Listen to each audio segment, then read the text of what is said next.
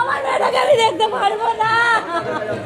আমার 16 বছরের মেয়ের তো সবে দেখাবো কাঁদছে, আরো এক মা কাঁদছে আজকে যখন আমরা সকলেই একে অপরকে শুভ রথযাত্রার শুভেচ্ছা জানাচ্ছি, ঠিক সেই মুহূর্তেই পশ্চিমবঙ্গের আরো এক নাবালিকার মা ঠিক এইভাবেই কাঁদছে, যেটা ছবি আমি আপনাদেরকে দেখালাম। কি বিস্তারিত ঘটনা সেটা তো আমি আপনাদেরকে আজকের এই এপিসোডেই দেখাবো, কিন্তু সবার আগে আপনাদেরকে জানাই নমস্কার, আমি দীপ চ্যাটার্জি রয়েছি আজকে আরো একটি নতুন এপিসোড নিয়ে। আর আজকের এপিসোডে যেভাবে দেখলেন পশ্চিমবঙ্গের আরো একজন মা কাঁদছে, সেই ঘটনায় আপনাদেরকে নিয়ে যাব হাওড়ার ডোমজুড়ে। কি বিস্তারিত ঘটনা আজকের এই এপিসোডে আমি আপনাদেরকে দেখাবো, এবং ডোমজুড়ের পরেই আমি আপনাদেরকে নিয়ে চলে যাব পানিহাটিতে। হ্যাঁ, পানিহাটি আপনারা তো জানেনই, সেখানকার বিধায়িকা রত্না দেবনাথ আমাদের প্রিয় সম্মানীয় কাকিমা। আর সেই পানিহাটিতেই গতকাল এক অবাক দৃশ্য ঘটেছে, যে দৃশ্যটা আমরা এতদিন পর্যন্ত বারবার উত্তরপ্রদেশের কিছু গ্রামে দেখে থাকতাম বা বিহারের কিছু গ্রামে দেখে থাকতাম।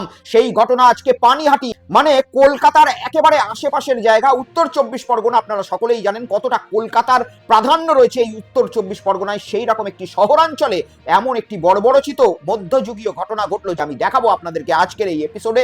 নিয়ে যাব আরেকটু দূরে ব্যারাকপুরে। কৌস্তব বাগচি, আজকে কি রাজ্যে সত্যি আইন শৃঙ্খলা ভেঙে পড়েছে? কারণ রাজ্যের বিধায়ক কৌস্তব বাগচি, তিনি এবং তার পরিবারও নাকি আজকের দিনে সুরক্ষিত নেই। কি বলেছেন কৌস্তব বাগচি আমি আপনাদেরকে এই এপিসোডে দেখাবো। এবং অন্যতম খেলা আজকে পশ্চিমবঙ্গে যেটা চলছে সেটা হচ্ছে মদন মিত্র, অনুব্রত মণ্ডল, তারাও এখন মমতা বন্দ্যোপাধ্যায়ের বিরুদ্ধে বেশ কিছু ক্ষোভ উগড়ে দিচ্ছেন এবং অভিষেক বন্দ্যোপাধ্যায়কে তারা একেবারে অযোগ্য বলছেন। আর এই ঘটনার পরিপ্রেক্ষিতে মমতা বন্দ্যোপাধ্যায় থেকে শুরু করে সিপিএম এর শতরূপ ঘোষ সকলেই কার্যত এক বাক্যে কিভাবে এই যে ভালো তৃণমূলে কনভার্ট হওয়ার যে বিষয়টা চলছে সেই বিষয়ে আলোকপাত করে নিজেদের বক্তৃতায় পর্দা ফাঁস করার চেষ্টা করেছেন। দেখাবো একসময় হুগলির চারিদিকে ধোঁয়া দেখতে পাওয়া রচনা বন্দ্যোপাধ্যায় কিভাবে গতকাল কার্যত শুভেন্দু অধিকারী এবং বিজেপির প্রশংসায় পঞ্চমুখ হয়ে গেলেন। শুধু তাই নয়, দেখাবো মমতা বন্দ্যোপাধ্যায়ের ঘনিষ্ঠ একসময়কার রেশন দুর্নীতি কেলেঙ্কারিতে নাম থাকা জ্যোতিপ্রিয় মল্লিক, তিনিও কতটা শুভেন্দু প্রেমে আজকে মজেছেন।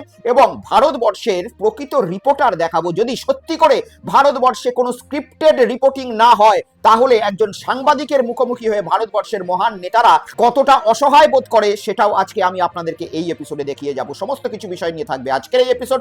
চ্যানেলটিকে সাবস্ক্রাইব করে নিন এবং এই কিউআর কোডটি স্ক্যান করে অতি অবশ্যই হোয়াটসঅ্যাপ চ্যানেলে যুক্ত হয়ে যান, যাতে যে কোনো ভিডিওর নোটিফিকেশন আপনাদের কাছে সঙ্গে সঙ্গে পৌঁছে যায়। তো আসুন শুরু করা যাক আজকের এই এপিসোড, এবং প্রথমেই আপনাদের হাওড়ার ডোমজুড়ে নিয়ে যাব।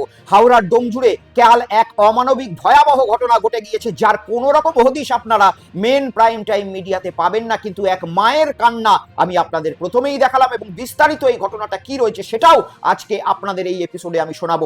পরিবর্তনে বারবার পশ্চিমবঙ্গের মানুষকে বিশ্বাস করানো হয়েছিল যে ভারতবর্ষের মধ্যে শ্রেষ্ঠ রাজ্য নারী নিরাপত্তায় হবে পশ্চিমবঙ্গ, কিন্তু 2.5 মাস অতিক্রান্ত হয়ে গেল পরিবর্তনের পরে। আমরা বারবার এই পশ্চিমবঙ্গে কখনো বারুইপুরের মতো ঘটনা দেখছি, কখনো বা বেহালার মতো ঘটনা দেখছি, কখনো বা দুর্গাপুরের মতো ঘটনা দেখছি, কখনো পূর্ব বর্ধমানের তালিতের মতো ঘটনা দেখছি, কখনো বা দিনহাটার মতো ঘটনা দেখছি। আর বিশেষ করে নাবালিকা মেয়েদের কাছে এটা একটা বিভীষিকার মতো পরিণত হয়েছে, যে কোনো মুহূর্তে নাবালিকা মহিলাদের সঙ্গে যা খুশি তাই হয়ে যাচ্ছে। প্রত্যেকটা বাড়ির যারা অভিভাবক রয়েছে তারা চিন্তিত যে কিভাবে তার মেয়েকে এবারে রাস্তায় একা পাঠাবে। আর এই রকমই এক ঘটনার সাক্ষী হতে হলো হাওড়ার ডোমজুড়ের এই হতভাগা পরিবার থেকে। বাচ্চা মেয়েটি মাত্র ক্লাস 10-এ পড়ে, 16 বছর আনুমানিক বয়স। বিদ্যালয় শেষে সে তার বাড়িতে ফিরছিল, কিন্তু বাড়িতে আর ফেরা হলো না।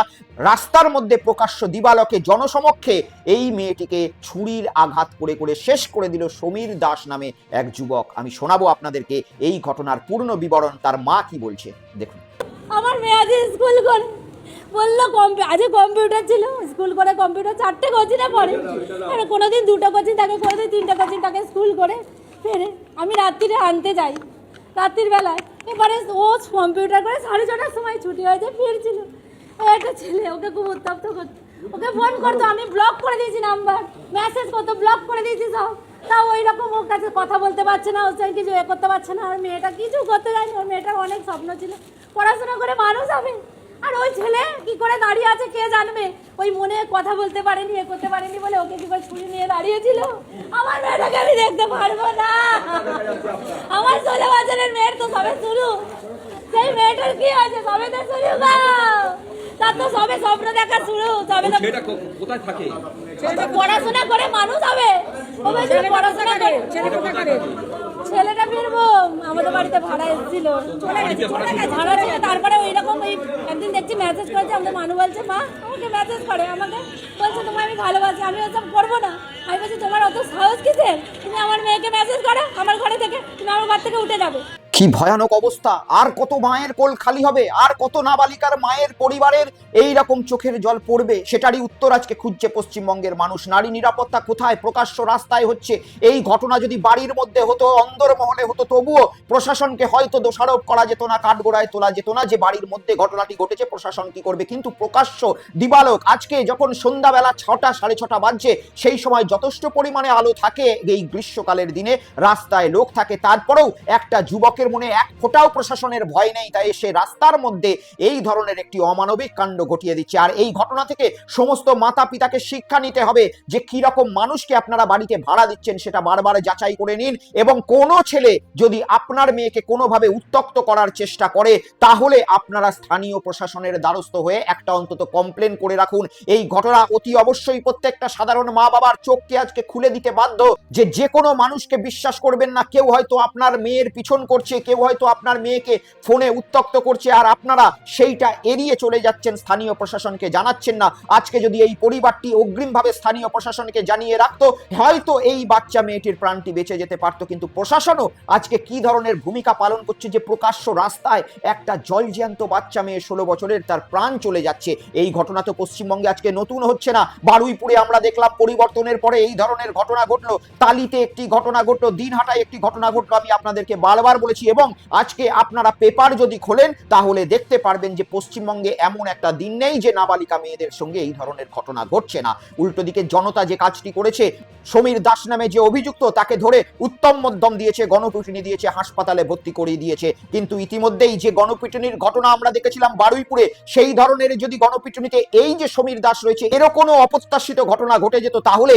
ওই জনতাকেও কি গ্রেপ্তার করা হতো? কারণ মানুষকে তো এখন যে প্রতিবাদের রাস্তা, সেটাও তো ভয় দেখিয়ে বন্ধ করার চেষ্টা চলছে বিভিন্ন জায়গায়, আমরা এমনটাই উদাহরণ পাচ্ছি। যাই হোক, এই ঘটনা যথেষ্ট পরিমাণে অমানবিক, এবং প্রত্যেকটা মাতা পিতা যারা কন্যা সন্তানের, বিশেষ করে মাতা পিতা, সতর্ক থাকুন এবং সজাগ থাকুন। সবসময় মেয়েকে চোখে চোখে রাখার চেষ্টা করুন, কারণ এই পরিবর্তন যে ভরসা দিয়েছিল মানুষের মনে সুরক্ষার, সেই সুরক্ষার আজকে ছিটে ফোটাও কিন্তু আমরা দেখতে পাচ্ছি না। যাই হোক, আমি আপনাদেরকে এরপরে নিয়ে চলে যাব আরো একটি অবাক দৃশ্য দেখাতে পানিহাটি থেকে। পানিহাটি জায়গাটি এমনিতেই আজকে রাজ্যতে প্রচারিত হয়ে গেছে, কারণ সেখানকার বিধায়িকা হয়েছেন সম্মানীয়া রত্না দেবী। আর সেই রত্না দেবীর আন্ডারে থাকা পানিহাটিতে গতকাল কি ধরনের মধ্যযুগীয় বর্বরতা, বা বলতে পারে উত্তরপ্রদেশ বা বিহারের বন জঙ্গলে যে ধরনের অমানবিক ঘটনা ঘটে থাকে, সেই ধরনের মধ্যযুগীয় কাজ কারবার ঘটেছে। এক যুবক, সে তার ধর্মে মুসলিম, এক যুবতী, সে তার ধর্মে হিন্দু, দুজনা একে অপরকে ভালোবাসে এবং বিবাহ বন্ধনে আবদ্ধ হয়েছে। কিন্তু এটা আজকের পরিবর্তনের পশ্চিমবঙ্গে যে অন্যায়, সেটা বোঝাতে পৌঁছে গিয়েছেন বেশ কিছু মানুষ, যারা নিজেদেরকে স্থানীয় রক্ষক বলে দাবি করেছেন। দেখুন, কোনো ধর্ম চেঞ্জ করবেন না, আপনিও করবেন না।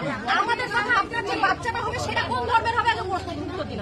ওটাই জিজ্ঞাসা করেছি, সেটা বাচ্চা আমরা কেন জানি বাচ্চা করবই যে, সেটা আপনি কি করে জানছেন? এত কোনো দরকার নেই তো, আপনি গায়ে হাত নেই তো, এত লোকজন মিলে দরকার নেই তো, এত কোনো দরকার নেই, দরকার নেই তো।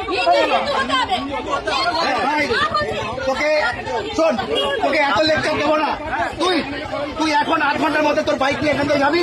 আর তুই কি মারাত্মক অবস্থা পশ্চিমবঙ্গে! আমরা কিন্তু এই ধরনের দৃশ্য এর আগে কখনো দেখিনি। তার মানে এটা বলছি না যে প্রশাসন পাল্টেছে বলে এই ধরনের ঘটনা ঘটছে, কিন্তু এই কথাটাও আমরা আজকে কেন বলবো না যে প্রশাসন পাল্টানোর পরেই এই ধরনের দৃশ্য কেন দেখা যাচ্ছে। একটা সাধারণ মানুষ, সে হিন্দু হোক, মুসলমান হোক, আমাদের ভারতবর্ষের আর্টিকেল 19 থেকে আর্টিকেল 28 পর্যন্ত যদি আপনারা পূর্ণভাবে স্টাডি করেন, আপনাদের যে গণতান্ত্রিক অধিকার রয়েছে সেটা পরিষ্কারভাবে সেখানে লেখা রয়েছে। কি ধরনের স্বাধীনতা প্রত্যেকটা ভারতবর্ষের সাধারণ মানুষের মধ্যে রয়েছে।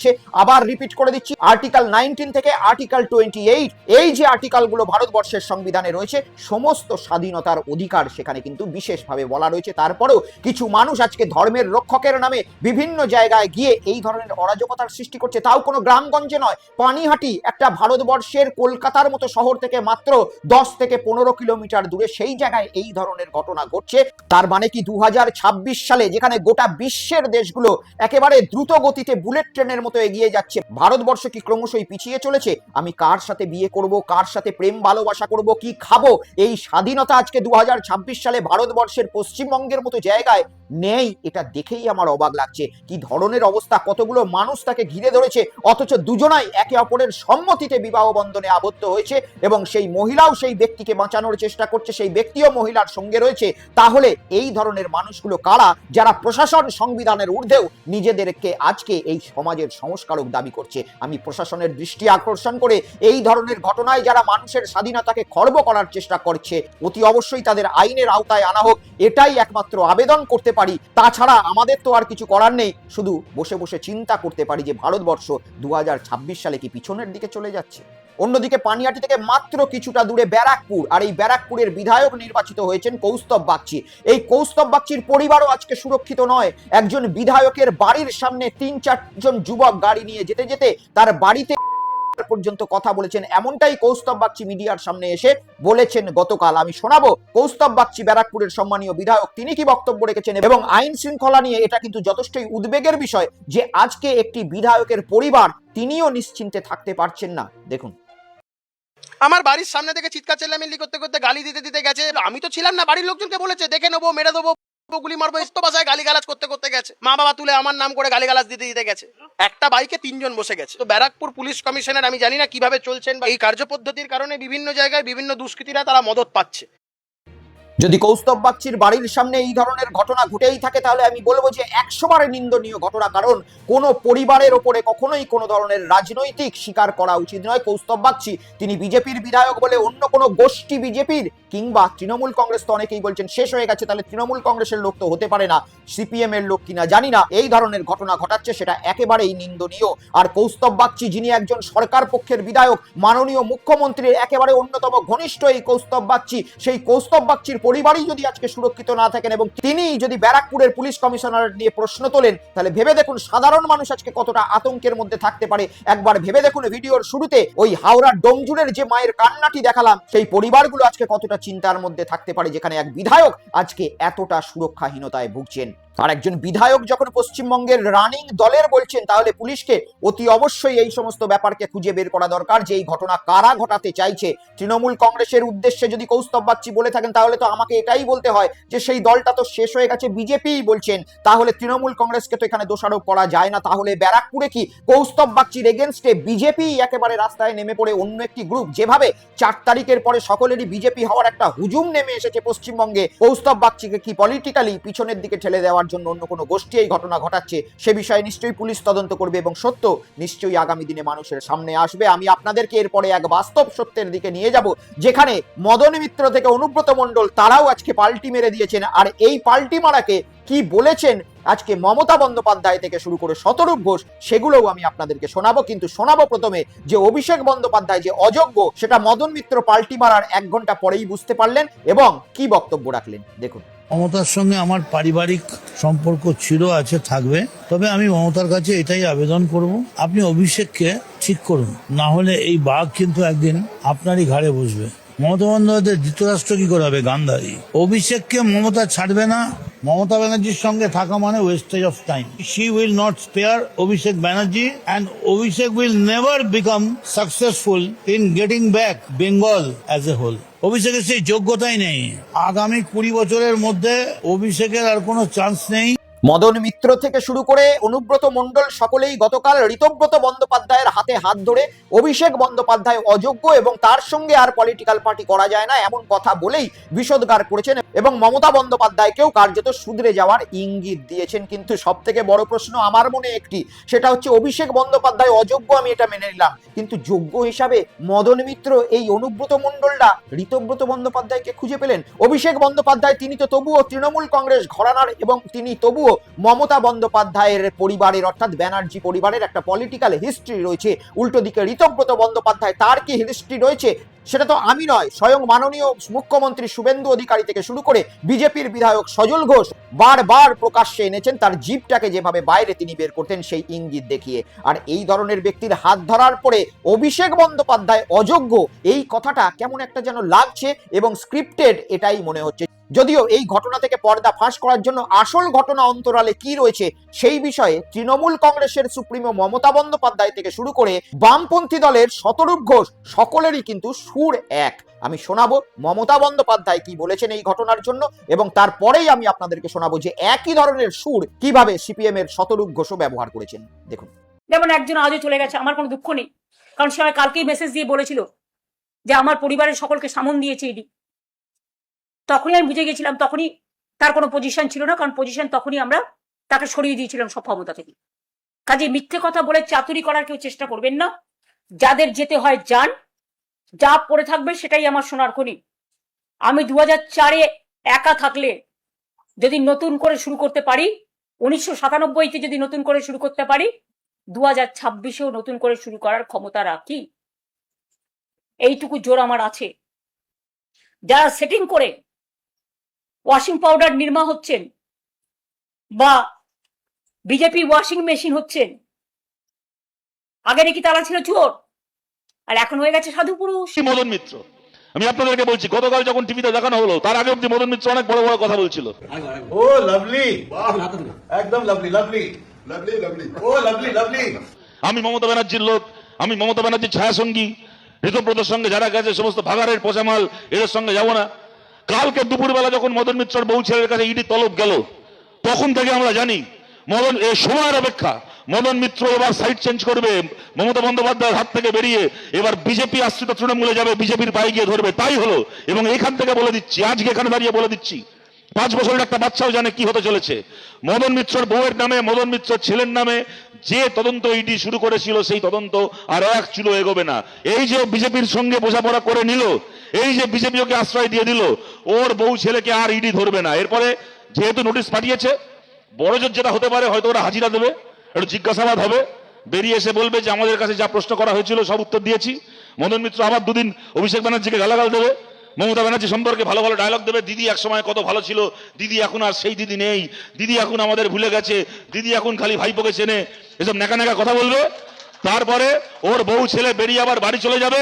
মদন মিত্র একখানে সার্কাসে ভার সেজে ঘুরে বেড়ায়, মালকে ভার সেজে ঘুরে বেড়াবে, আর ওর নামে যাবতীয় তদন্ত, যাবতীয় চুরি জচ্চুরি যা হয়েছে সব চাপা পড়ে যাবে। না ওর বউকে গ্রেপ্তার করা হবে, না ওর ছেলেকে গ্রেপ্তার করা হবে, না ওই মাতাল মদন মিত্রকে, না ওই বেহায়া লম্পট মদন মিত্রকে গ্রেপ্তার করা হবে। কিচ্ছু আর হবে না, যা হওয়ার গল্প শেষ হয়ে গেছে। দেখুন, এই পলিটিক্যাল লড়াইয়ের সত্যতা মিথ্যা এই বিষয়ে আমার তো জানা নেই, এই ভেতরে কি চলছে। কিন্তু আসলে মদন মিত্র হঠাৎ করে এত বড় বড় কথা বলার পরে কি কথা বলতেন একসময় মদন মিত্র, আমি একবার ছোট্ট করে আপনাদের শোনাই, দেখুন। যেন আমায় সেই শক্তি দেয় যে যেদিন আমি চলে যাব, মানুষগুলো বলবে লোকটা ইমানদার ছিল, গাদ্দার ছিল না। আমি গাদ্দারি করি না। মমতা ব্যানার্জির সঙ্গে ছিলাম, আছি, থাকবো। আর জিতেছি মমতা ব্যানার্জির নাম করে, আর চলে যাব অন্য লোকের হাতে, তাহলে তো আমার বউ বলবে তুমি আমায় বিয়ে করে চলে গেলে অন্য বউয়ের হাতে। আমি মদন মিত্র, আমি যার সঙ্গে আছি তার সঙ্গে আছি। যতক্ষণ না তুমি আমায় তাড়িয়ে দেবে, আমি নাও নাও বলে কেবলই কাঁদিব। তারপরেও তুমি যদি আমার ধাক্কা মেরে গাড়ি ফেলে দাও, বাইরে ফেলে দাও, তাহলে আলাদা কথা। যার সঙ্গে আমি থাকি, দেখা হোক না হোক, মৃত্যুর পরে দেখা হোক, তার সঙ্গে আমি আছি। তো এই ধরনের কথাগুলো বলার পরে আজকে হঠাৎ মদন মিত্র 24 ঘন্টার মধ্যে অভিষেক বন্দ্যোপাধ্যায়ের ব্যাপারে এই ধরনের কথা বলছে। সাধারণ মানুষ তো এতটা বোকা নয় আমার মনে হয়, সাধারণ মানুষ নিশ্চয়ই সবকিছু বুঝতে পারছে। তাও আবার এমন সময় মদন মিত্র পাল্টি মারছেন যখন তার পরিবারকে 24 ঘন্টা আগেই নোটিশ দেওয়া হয়েছে। আর এই ঘটনায় একেবারে প্রকাশ্যে কিন্তু বামপন্থী নেতা শতরূপ ঘোষ যে কথাটি বলেছেন, সেই কথাটির পেছনে অনেকটা লজিক দেখতে পাচ্ছি। আপনারা কমেন্টস করে দেখবেন যে মমতা বন্দ্যোপাধ্যায় এবং শতরূপ ঘোষ দুজনা একে অপরের একটা বিরোধী দলের নেতা হতে পারেন, কিন্তু দুজনার সুর কিন্তু কার্যত এক, এবং এই সুরের মধ্যে অনেকটা বাস্তবতাও কিন্তু খুঁজে পাচ্ছেন আজকে পশ্চিমবঙ্গের জনতা। আর সত্যি কথা বলতে এই সমস্ত ঘটনার জন্য এই সকল নেতার পক্ষ থেকে আজকে জনতার সমর্থন কিন্তু একেবারেই উঠে গেছে। এনারা আর কোনোদিনও আমার মনে হয় না কখনো বিধানসভায় পুনরায় ফিরতে পারবেন, বা রাজ্যসভায় পুনরায় যেতে পারবেন, বা লোকসভায় পুনরায় যেতে পারবেন। মানুষ এনাদেরকে একেবারে বর্জন করে ফেলেছেন, এবং এই ধরনের নেতাদের গ্রহণযোগ্যতা আজকের দিনে আর মনে হয় না কোনো জায়গায় রয়েছে। সাধারণ পাবলিক এদেরকে কার্যত চিনে গিয়েছেন। এরা কিসের জন্য আলাদা গোষ্ঠী তৈরি করছেন এবং কিসের জন্য আলাদাভাবে নিজেদেরকে তৈরি করার চেষ্টা করছেন সেটাও সাধারণ পাবলিক বুঝতে পেরেছেন। আজকে সাধারণ মানুষ এটা প্রশ্ন করছেন যে ঋতব্রত বন্দ্যোপাধ্যায় তিনি তো রাজ্যের বিরোধী দলনেতা, অথচ এই বিরোধী দলনেতা কোথায় পশ্চিমবঙ্গের সরকারের বিরুদ্ধে একাধিক জায়গায় আন্দোলন করবেন, লড়াই করবেন, যেটা শুভেন্দু অধিকারী করে এসেছিলেন, মমতা বন্দ্যোপাধ্যায় করে এসেছিলেন, সেটা কিন্তু এই ঋতব্রত বন্দ্যোপাধ্যায়রা না করে কোথায় তৃণমূল কংগ্রেসের মমতা বন্দ্যোপাধ্যায়ের বিরুদ্ধে এরা লড়াই করছেন। অনেকেই বুঝে গিয়েছেন যে বিজেপির সঙ্গে সম্ভবত সেটিং করে এই ধরনের ঘটনাগুলো এরা ঘটাচ্ছেন। তাই শতরূপ ঘোষদের মতো ব্যক্তি আজকে এই ধরনের বক্তৃতা দিয়ে সাধারণ মানুষের চোখ খোলার চেষ্টা করছেন। যদিও আজকে এরা যে ব্যবহার করছে, যে কার্যকলাপ করছে, মানুষ কিছুটা হলেও বিশ্বাস করতো যদি শুভেন্দু অধিকারীর মতো সেই 2019 সালে দল ছেড়ে, পদ ছেড়ে, সমস্ত কিছু ছেড়ে বিজেপিতে যেত, তাহলেও অনেক মানুষ বিশ্বাস করত। কিন্তু এরা সেই সময় কলকারখানায় বড় বড় ধোঁয়া দেখতে পেতেন। কেউ মমতা বন্দ্যোপাধ্যায়ের নাম শুনে অজ্ঞান হয়ে যেতেন, কেউ আবার মমতা বন্দ্যোপাধ্যায় ছাড়া নিঃশ্বাস নিতে পারতেন না। সেই ধরনের রচনা বন্দ্যোপাধ্যায় থেকে সেই ধরনের জ্যোতিপ্রিয় মল্লিক, সকলেই আজকে বিজেপি এবং শুভেন্দু অধিকারীর প্রশংসায় পঞ্চমুখ। দেখুন, চিন্তা ভাবনা নিয়ে রাজনীতিতে আসেনি, সেটা যদি যারা সহযোগিতা পাই তথা আমাদের অনারেবল সিএম এর সহযোগিতা পাই, নিশ্চয়ই আমাদের হুগলি জেলার প্রচুর উন্নয়ন হবে এবং আমরা ভালো কাজ করবো। তার মানে চুচু আপনার মনোমতন বিধায়ক পেয়েছেন এবার উন্নয়ন করার জন্য? একদম ফোনের মতো বিধায়ক পেয়েছে। কিরকম সহযোগিতা করবে বলতে? কোনো দরকার নেই, আমরা সবাই সাপোর্টার ভারতীয় জনতা পার্টির, এবং আমরা সবাই সাপোর্টার মোদিজির, অমিতজির এবং শুভেন্দুদার। আমরা জানি ভালো কাজ হবে। সাধারণ মানুষের যখন উন্নয়ন হয় আর কিছু চাই না, আর কিছু চাই না, তার বাইরে। Thank you. তো আমাদেরই লিডার ছিলেন শুভেন্দু, আমাদের প্রজন্মের নেতা হয়েছেন শুভেন্দু, মুখ্যমন্ত্রী হয়েছে, তো আমাদের সব থেকে আনন্দের খবর, হাসির খবর। এবং সে 3টে দপ্তরের মন্ত্রী ছিল, অত্যন্ত এক্সপিরিয়েন্স মানুষ, সে মুখ্যমন্ত্রী হয়েছে। আর শুভেন্দুর বা পরিবারের সাথে আমার পারিবারিক সম্পর্ক শিশিরদার কাছে আমি, শিশিরদা আমার পিতৃতুল্য, পিতার মতো। আমি ছোটবেলা বাবা আর মা হারিয়েছি, আর শুভেন্দুর মা আমার মায়ের মতো। এবং শুভেন্দু বাড়িতে রাত কাটিয়েছি, থেকেছি, খেয়েছি, রাত কাটিয়ে। রচনা বন্দ্যোপাধ্যায় থেকে শুরু করে জ্যোতিপ্রিয় মল্লিক যে কথাগুলো বললেন, এই কথাগুলো আমি কেন, পশ্চিমবঙ্গের জনতা বা আমার এই শো যারা দেখছেন তারা সকলেই বিশ্বাস করতেন। যদি এই ঘটনাগুলো এনারা 2024 সালে বলতেন, 2025 সালে বলতেন, 2022 সালে বলতেন, কিন্তু আজকে যে সময় এনারা এই কথাগুলো বলছেন, কোনো মানুষের মধ্যে এনাদের জন্য এক ফোঁটাও বিশ্বাস বা গ্রহণযোগ্যতা নেই। আজকে সকলেই বুঝতে পারছেন যে কোনো রকম রাজনৈতিক ক্ষমতা বাঁচানোর জন্য বা সম্ভবত কোনো কেন্দ্রীয় এজেন্সির ভয়ে এই ধরনের কথাবার্তা বলে কিছুটা সময় বা কিছুটা বিজেপির সান্নিধ্য পেতে চাইছেন এই ধরনের পলিটিক্যাল নেতারা। এই রচনা বন্দ্যোপাধ্যায় তো একসময় বলতেন, আমি হুগলিতে আস্তে আস্তে বারবার কলকারখানার ধোঁয়া দেখতে পেতাম, চারিদিকে শুধু ধোঁয়া ধোঁয়া। আর আজকে এই রচনা বন্দ্যোপাধ্যায় বলছেন যে পশ্চিমবঙ্গের কোনো উন্নয়ন হয়নি, এবারে বিজেপির হাত ধরে উন্নয়ন করবো, তাই মানুষ সমস্ত কিছু বোঝে। আর এই মানুষকে বোঝানোর অন্যতম দায়িত্বও কিন্তু থাকে একটা সাংবাদিকের। আর সেই সাংবাদিক যখন ভারতবর্ষে ঘুমিয়ে পড়েছে চারি জায়গায়, তখন এক সাংবাদিককে দেখা গেল একেবারে এমন প্রশ্ন করতে, যে প্রশ্নটাই একটা সাংবাদিকের করা উচিত। আর সত্যিকারের সাংবাদিকতার সামনে ভারতবর্ষের নেতাদের কিভাবে জল খেতে হয়, ঢোক গিলতে হয়, সেটাও কিন্তু গতকাল দেখা গেল।